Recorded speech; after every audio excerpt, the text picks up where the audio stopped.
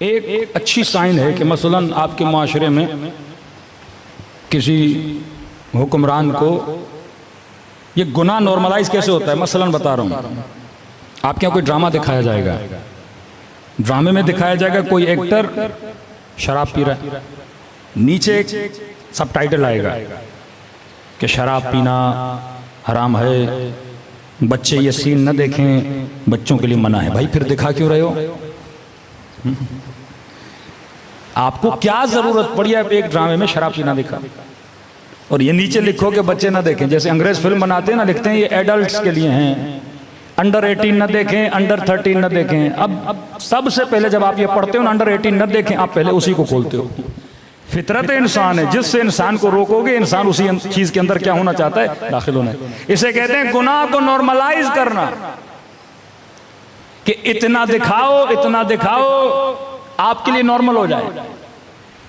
बदहिजाबी को नॉर्मलाइज कैसे किया जाएगा? कि आपके यहां लक्स अवार्ड होता है, इस पूरे अवार्ड को मैनेज कौन करता है?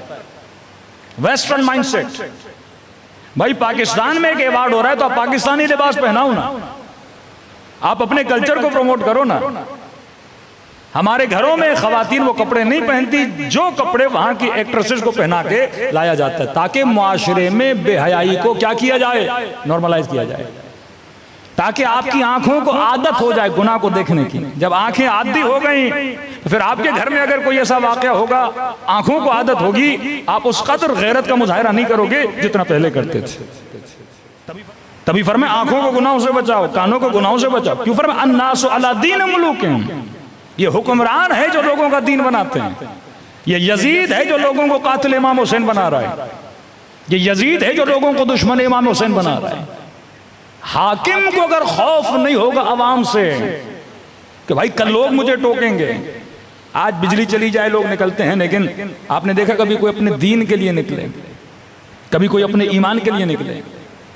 आज सिर्फ फिक्र यह है कि मौलाना बच्चे ने फला स्कूल में जाना है, वहां पे एजुकेशन बहुत अच्छी है, इंग्लिश बहुत अच्छी पढ़ाई जाती है, बच्चा ए लेवल कर रहा है, बच्चा ओ लेवल कर रहा है, लेकिन वो मासूम का फरामीन ये नेटवर्क ऑफ अहलुल बैत अलैहिस्सलातु वस्सलाम कि अपने बच्चों को गलत महफिलों में न भेजा करो। फरमाया गलत दोस्त इंसान को तबाह बर्बाद कर देता है। ये कभी ये क्वेश्चन मुझसे यूरोप में बाज वालिदैन करते थे कि मौलाना बेटी 14 साल की हो गई, हिजाब छोड़ दिया बेटी ने। अब ठीक है, वहां का बाप तो मजबूर है, न बीवी पर कंट्रोल है न बच्चों पर कंट्रोल है। लेकिन हैरत हुई, इस साल मुझे पाकिस्तान से किसी पोश इलाके से फोन आया कि मौलाना बेटी ने ए लेवल कर लिया, अब मुझसे बहस कर रही है कि बाबा मैं हिजाब नहीं करना चाहता। और वो भी इतने मॉडर्न माइंडेड, मौलाना मैं क्या पूछ रहे हैं, मौलाना मैं क्या करूं, मैं कौन सी दलीलें दूं उसे, मैं कैसे उसको मुतमईन करूं। यानी पूरी अन्नासो अभी तो दुनिया में फरमाते हैं, ये खतरनाक जुमला है कि लोग दुनिया के गुलाम बन चुके हैं। फिक्र ये तो है कि बच्चा अच्छी एजुकेशन हासिल करे, अच्छी इंग्लिश बोले, लेकिन ये फिक्र नहीं है कि जिस स्कूल में जा रहा है उस टीचर का लिबास कैसा है, जिन दोस्तों की बर्थडे की पार्टी में मेरी बेटी जा रही है उसकी दोस्तें कैसी हैं। मैंने तो सिर्फ ये सोचा कि सुबह से शाम तक मैंने कमाना है, बच्चों को स्कूल के हवाले कर दिया। आज सबसे ज्यादा हमारे बच्चों को ये स्कूल खराब कर रहे हैं, आज सबसे ज्यादा नौजवानों को ये मीडिया खराब कर रहा है, टीवी खराब कर रहा है। एक मुत्तकी परहेजगार मोमिन बेटा पता चला कोई सिंगिंग में पता नहीं किस फील्ड में चल रहा है, तो क्या मौलाना यकीन नहीं आता ये इनके बेटे हैं। मैंने कहा जरा उनकी वालदा की रिपोर्ट मुझे ला कर दो तो मैं तुम्हें बता दूंगा। बाद में पता चला इसकी खराबी में सबसे बड़ा हाथ उसकी माँ का था। अब जाहिर एक बच्चे को एक्टिंग का शौक है, इस्लाम एक्टिंग से मना नहीं करता, सही एक्टिंग करवाओ ना। हाँ? हमारे अंदर ये शोभा भी होना चाहिए। आज आपके पंजाब में, जुनूबी पंजाब में ऐसे ऐसे नौजवान हैं जो फेसबुक पर छोटी छोटी कहानियां बना के, यानी 4-5 दोस्त मिलते हैं कहानी बनाते हैं, बिलियंस ऑफ डॉलर्स कमा रहे हैं, बिलियंस ऑफ डॉलर्स। 27 साल की एज में करोड़पति बन गए। तो ये मेरे बच्चे को शऊर क्यों नहीं? इस्लाम में एक्टिंग बना नहीं, अच्छे ड्रामे बनाओ, अच्छी कहानियां बनाओ, पॉजिटिव मैसेज दो। एक तरफ निजाम शैतान वो ड्रामे बना रहा है जिसमें हर ड्रामे में ये दिखाया जा रहा है कि बीवी शौहर के साथ खयानत कर रही है, हर ड्रामे में ये दिखाया जा रहा है कि शादीशुदा औरत एक नामहरम से दोस्ती कर रही है। एक्स्ट्रा मैरिटल अफेयर्स हर ड्रामे में दिखाए जा रहे हैं, और दिखा रहे हैं कि मर्द इतना शरीफ है कि कहता ठीक है अगर आपका कोई मसला नहीं है तो आप चले जाइए।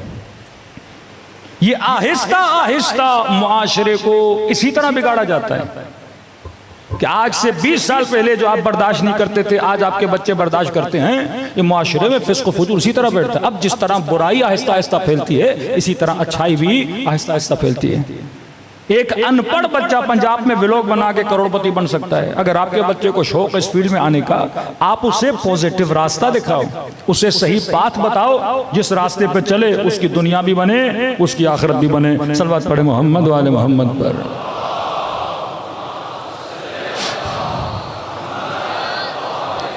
हमारी नस्लों ने जनाब मुख्तार को पहचाना फिल्म इंडस्ट्री से। हमारे बच्चों ने अमीरुल मोमिनीन की फिल्म देखी तो पता चला वलीद कौन था, फलां कौन था, फलां कौन था। इमाम रजा की हिस्ट्री का पता चला फिल्म से, जनाब यूसुफ की जिंदगी का पता चला फिल्म से, क्योंकि इंसान को तस्वीरें याद रह जाती हैं और दुश्मन ने इसको हाईजैक किया। पूरी फिल्म इंडस्ट्री दुश्मन के पास है। आज फिल्म बनाना कोई बड़ी बात नहीं है। एक मोबाइल आपके पास हो, एक माइक आपके पास हो, आप व्यूअरशिप भी ले सकते हो, दुनिया भी बना सकते हो, अपनी आखिरत भी बना सकते हो, लेकिन इंसान के अंदर वो जिद्दियत होनी चाहिए। मासूमीन किस जमाने में किस तरह काम करना है यह मासूमीन अलैहिस्सलातु वस्सलाम को पता होता था।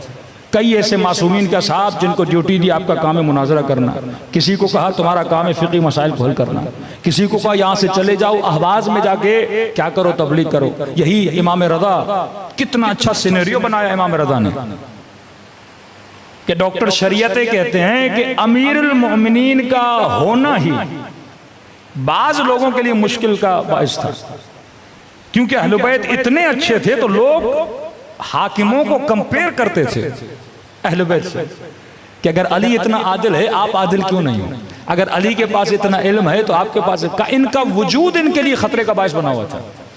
जिस तरह आज शियत का वजूद बाज लोगों के लिए खतरे का बायस बना हुआ है कि भाई इन्होंने हमें तंग करके रखा है। सारे मुसलमान चुप हैं, लुबनानी चुप नहीं होते। सारी उम्मत खामोश है इसराइल के मामले में, ईरान बार बार क्यों बोलता है। सारी उम्मत खामोश है, ये यमन वाले खामोश क्यों नहीं होते। यानी एक तरफ सुकूत कामिल और एक तरफ बसीरत कामिल, तो आपका वजूद उनको खटक रहा है। इसी तरह अमीरुल मोमिनीन का वजूद खटकता था, लोग कंपेयर करते थे। सातवें इमाम के जमाने वजूद खटकता था, यहाँ तक कि उनको फौजी छावनियों तक महदूद कर दिया ताकि लोगों की इनकी मुलाकात न हो। यहाँ तक कि मासूम को कहा मस्जिद में भी नहीं जा सकते क्योंकि लोग आपकी नमाज देखते हैं, फिर हमें कहते हैं आप नमाज क्यों नहीं पढ़ते। तो मुआशरे में किसी अच्छे गुरु का होना, किसी अच्छे लोगों का होना, वो मुल्ज़म करता है उन बदकारों को कि लोग बोलें कि जब ये अच्छा हो सकता है तो आप अच्छे क्यों नहीं हो सकते। सल्लल्लाहु पढ़े मोहम्मद वाले मोहम्मद पर।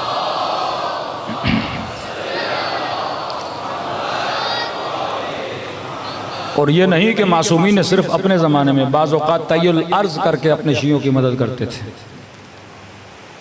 कि ये उलझनें जब पैदा हुई। मराजे के हवाले से मैंने एक किस्सा जिक्र किया। शेख अब्बास क़ुम्मी अपनी मफ़ातिह जनान में लिखते हैं कि एक इस्फ़हान का ताजर, देखिए मासूम तायद किस तरह फरमाते हैं कि आज अगर मैं इस नेटवर्क को मजबूत करना चाहता हूं माली मदद के जरिए खुम्स देके, तो मुझे शक है कि पता नहीं ये इमाम ज़माना तक पहुंचता है कि नहीं पहुंचता। कि अल्लाह कहता है ना तुम जो बकरे ज़बा करते हो उसका गोश्त मुझ तक नहीं पहुंचता लेकिन तुम्हारी नीयत मुझ तक पहुंच जाती है। तो ये इस्फ़हान का ताजिर कहता है कि मैं अपना खुम्स लेके नजफ गया, तो नजफ में कुछ मराजे थे, मैंने उनको दिया। एक को मैंने मसलन 1 लाख रुपया लेगा, एक को मैंने 30,000 दिया। बसरा गया, वहां पे एक और मर्जा था, मैंने उसे 30,000 और दे दिए। काजमेन गया, वहां पे एक और मर्जा थे, मैंने 40,000 उनको दे दिए। काजमेन गया, मैंने ज़ियारत की इमाम मूसा काजिम की। फिर सामिरा गया, मैंने ज़ियारत की इमामैन हुमामैन की।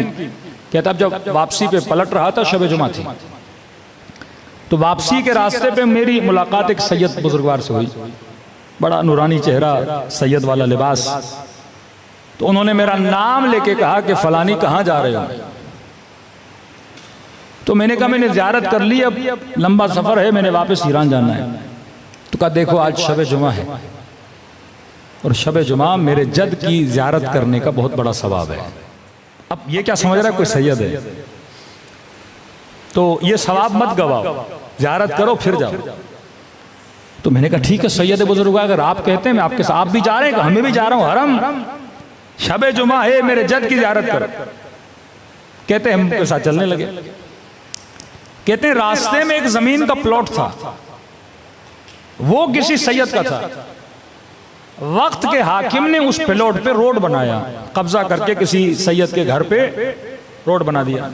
हमारे मराजे का फतवा था कि क्योंकि ये मकान गस्बी है तो शिया इस जमीन से न गुजरे, क्योंकि गस्ब हो चुका है। तो जैसे वो प्लॉट आया तो मैंने उस प्लॉट से दूरी इख्तियार की। तो इन्होंने कहा कि दूर क्यों जा रहे हो? मैंने कहा मराजे का फतवा है यहां से नहीं गुजरना। का फतवा सही है, लेकिन क्योंकि ये हमारा ही प्लॉट है लिहाजा हम तुझे इजाजत देते हैं कि यहां से गुजरो। कहते अब भी मुझे बात समझ में नहीं आई। पहुंचे हरम में, मुझे कहा कौन सी ज़ियारतें पढ़ते हो? मैंने कहा मौला ये पढ़ता हूँ, सैयद ये पढ़ता हूँ, वो पढ़ता हूँ। उन्होंने कहा ज़ियारत अमीनुल्लाह पढ़ो, इस ज़ियारत की बड़ी फजीलत है। तो कहा मैं पढ़ता हूँ, मेरे साथ पढ़ो। कहते मैंने ज़ियारत अमीनुल्लाह पढ़ना शुरू की। लेकिन जब सलाम देते हैं ना 12 इमामों को, मेरा सलाम हो अली पर, मेरा सलाम हो हसन पर, मेरा सलाम हो हुसैन पर, कहते हैं जब 12वें पर वो आते थे तो ये नहीं कहते थे मेरा सलाम हो महदी पर, कहते थे मेरा सलाम हो मुझ पर। अब भी मैं नहीं समझा। फिर कहा कि ज़ियारत जामे कबीरा पढ़ी है? मैंने कहा जी। कहा इसकी बहुत फजीलत है, इसमें फ़ज़ाइल अहले बैत अलैहिस्सलातु वस्सलाम है। फिर उन्होंने ज़ियारत जामिया कबीरा पढ़ी, फिर मैंने उनके साथ ज़ियारत जामिया कबीरा पढ़ी, और फिर जब सलाम की बारी आती थी ये खुद पे सलाम करते थे। फिर अब भी समझ में नहीं आया। नमाज पढ़ी हमने, नमाज पढ़ने के बाद जब वापसी पे चले अब मुझसे पूछने लगे इस्फहान से आए हो? मैंने कहा जी। इस्फहान में फला आलिम है, मुबल्लिग हैं, उन्हें जाकर हमारा सलाम देना। फला काम करते हो? कहा जी। अल्लाह तुम्हारे रिज़्क़ में क्या अता करे? बरकत अता करे। कहा कि आपका बहुत शुक्रिया कि आपने खुम्स अदा किया और आपने जिन जिन को दिया आपकी अमानत हम तक पहुंच गई। और कहा ये थोड़ा सा जो तुम्हारे पास बाकी है बसरे जाना, फला आलिम है उसे देकर आना। अब कहता है मैं रास्ते में चल ही रहा हूं। अब कहते हैं ना जिन जिन की भी इमाम से मुलाकात हुई उस वक्त जहन को इजाजत नहीं होती थी सोचने की कि सोचें सामने कौन है। कहते अब जब मैं सोचने लगा वाकई ये कौन है, मेरा नाम कैसे पता, मैं किस शहर से हूँ, उस शहर में कौन सा आलिम है, मैंने किन किन को खुम्स दिया है कैसे पता। कहते यहाँ मैंने सर उठाया तो मेरी निगाहों के सामने से इमाम ज़माना ओझल हो चुके थे। किस बात में तुम कम हो,